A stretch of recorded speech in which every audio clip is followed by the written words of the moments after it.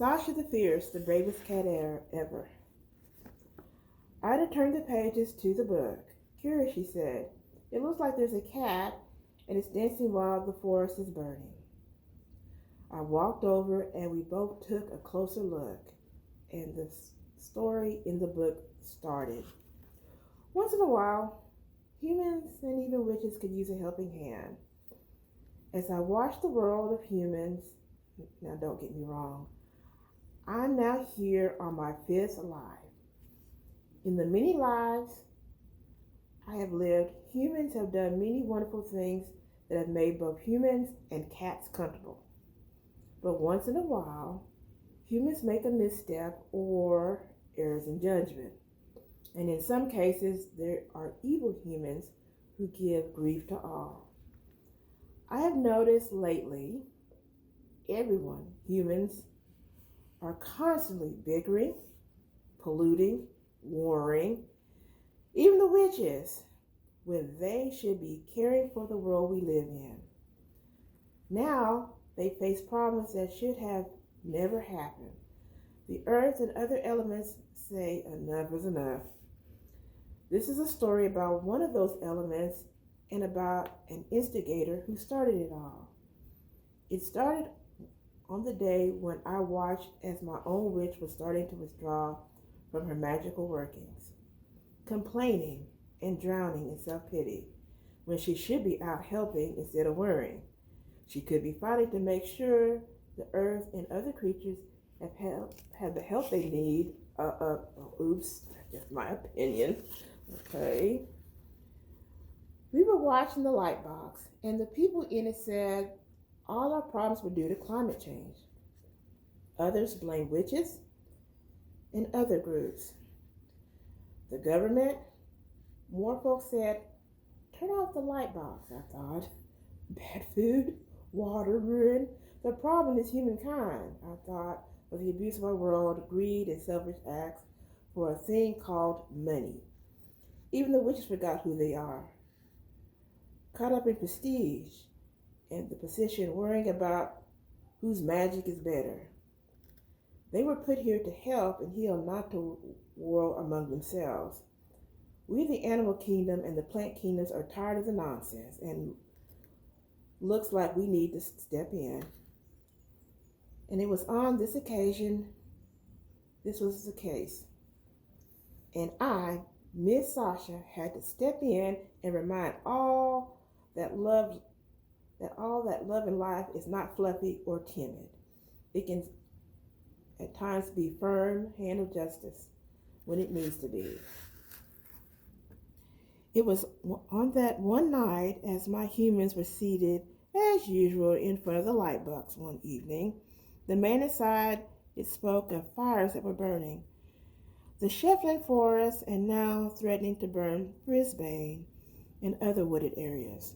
The investigators said the businesses were also set on fire, the work of an arsonist, a monster. It was every evening.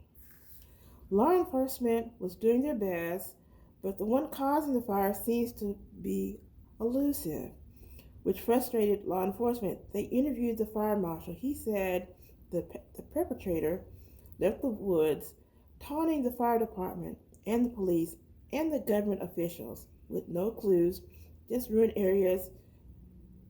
That one left behind, I could tell the emotion of the humans was anger and fright.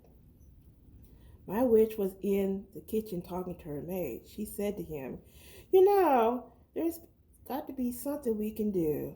I know my magic has been off, and I have not been working my magic lately. There has to be a way to catch the culprit and keep us witches out of the media eye. True, said the man. I get tired of being the bad guy. I understand that the media always have witches as a cause of anything and everything. I just wish there was something that I could do right now to stop whoever's doing this. I listened to them both talking and took it to heart. Later on, again that night, the people in the lightbox said that they were still hunting the culprit in desperation as things were getting worse. The fires were getting hard to contain, and I wish I knew where this arsonist was, said my witchy companion. I went outside thinking all of what was said tonight, and when I recognized the familiar voice of Toll, the owl from the woods, I was informed by him while he was out hunting for a meal, a man came in on one of those metal boxes with wheels. Toll said he got out and looked around. He walked back to the metal box on wheels. The man walked out to the back and opened the door and pulled out a can of strong smelling liquid. Then he went and poured the strong smelling liquid on the ground, pulled out a small box, and then the man opened the box. A stick struck the side of the box and a flame appeared. The man threw the flame to the ground and the fire appeared everywhere. A lot of animals and trees died. People have been bringing water to put it out, said Toll, but you know how fire, it dances passionately and eats ravenously. Ravenously, I can't say the word, ravenously. Oh my. Fire, it needs to be halted just long enough for us to calm and put it to rest. In the distance, we could hear the screams of terror from trees and plants and animals. It was very unsettling. I thanked Toll and scratched at the door. It opened and I went back inside. And it was then I remembered my witch had a huge book, so I ran upstairs and I went into her study. The book was resting on the table. That table I like to slide and jump up and slide next to the book. I opened looking, searching for anything to help. Then I saw it. To calm a flame. I read carefully. This could be it. And then I heard, Sasha, what are you doing? Now don't go nibbling at my books, said the witch. I meowed, no, silly human. I thought you wanted to help. So I pounced on the book and she picked me up and was getting ready to complain when she looked and said, what's this? To calm a flame. And then she read it aloud. Sasha, looks like we found a way to stop the flames, but would it work on a bigger scale? And while we were at it, we need to slow down and catch the arsonist. She and I looked very carefully at each page. Here we go, Sasha. The book has a spell to catch a culprit. This spell is meant for thieves, but I think it could be modified to catch an arsonist. Both she and I stayed up and worked on the spells, but there was one problem. The witch couldn't be seen, and we didn't want to draw attention. No, not at all. Invisibility for her. But my part is important, so for me, it would be who we have to face the fire. The fire, the light boss said, was getting close to Brisbane Woods. We have to hurry. The witch was driving fast. There were lots of folks who lived near those woods, and as we got farther on the road that leads to the forest, we could see the black smoke, as well as smell the burning, the screams of terror from animals, and those of Plant Kingdom filled my ears. I felt sadness, but then I felt anger. And I mustered all the energy I had. I was ready to do my part.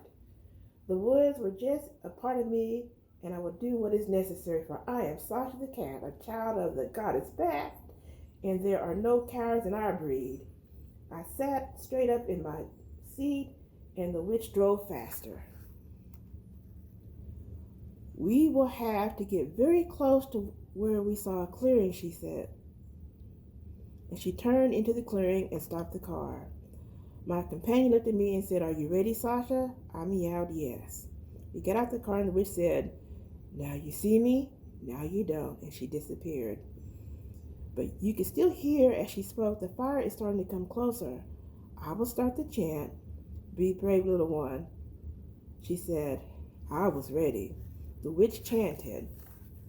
This is to all the elements, hear I please. Pause for a moment, listen please.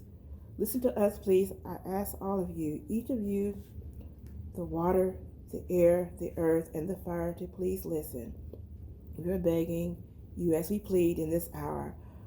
Our element, fire, remember who you are. To you, you are the warmth from our cold and the light protection in the darkness. We plead to you and all the elements to bring back the peace. Bring back the peace. Fire, please bring back the peace. Water, please bring back the peace. To the earth, show mercy, bring back the peace. Air, please hold your breath for a moment to ease. Bring back the peace. Energy of the spirit of all things, bring back the peace. For your children here, we are please help us here. Fire, we beg you. Don't destroy. Stop, look what you're doing. Please bring back the peace. Each time the witch said the element's name, I would leap in the air and twirl around as if I'd been taken by a tornado. I would stand upright and sway back and forth like I was being carried by water. I jumped and pounced as I was digging the earth, and I shook my tail saucily and snapped it like the sound of fire. We chanted, we danced, and I noticed the fire stood still, burning only in one spot. Then the fire started to dance. The fire danced with me, and it also danced around me in a circle. It never stopped, and even when my feet were hot and in pain, but I was strong and determined, and then all of a sudden, I felt a drop. Rain! And it came hard and fast, a downpour. The flames of the fire grew smaller as the rain heavily poured, but we and the fire and I danced on. The flames became smaller, and still we danced on and on. The flames grew smaller, and soon they were gone. The fire was out. The flames of the forest and the fire were gone. Then, like someone who was exhaling, a cool breeze came in and kissed the earth. The witch and I were happy. The spell worked, and it was done. We thanked the elements as well as the spirit. We quietly left, and then once in the car, the witch said, "Now you don't see me, now you do." And she was visible in the car seat. She started the engine. We drove away. She turned on the wipers to brush the rain as it fell on the car and the road as we drove home. The next day, after breakfast, I got a bit of news from Oracle, my housemate, who heard from the dog in the blue house 3 doors down, and the one who started the fire was caught and would no longer be around. With a sigh of relief, I went into the house. My witch and her mate were sipping their favorite drink, and they were talking about the news they heard from the light box and that talked about the fire started being caught. The man shook his head and said he started the fire to get even with his girlfriend who left him for a forest ranger. What about the businesses, said the witch. Those are the places where the woman worked and did business. The other belonged to family members of hers, he said. That's crazy, said the witch. She sipped her drink. Salem, my other housemates, walked up to me and said, I think you'll be riding with her tonight. From what I heard through the forest animals who saw and heard, you are the bravest cat in the world. I blushed, and yes, I did fly with the witch that night. There were other witches and cats and dogs who flew too. They waved me out and barked in unison as we flew. It felt good to know, with love in my heart, for fellow beings and of our earth, a cat and her witch showed all their worth. May you protect every part of our beloved earth. Be strong, be brave, wink. Blessed be, good night, the end. That is from my book of Love, Law, and Shadows of Sasha, the fierce, the bravest cat in the world. Okay?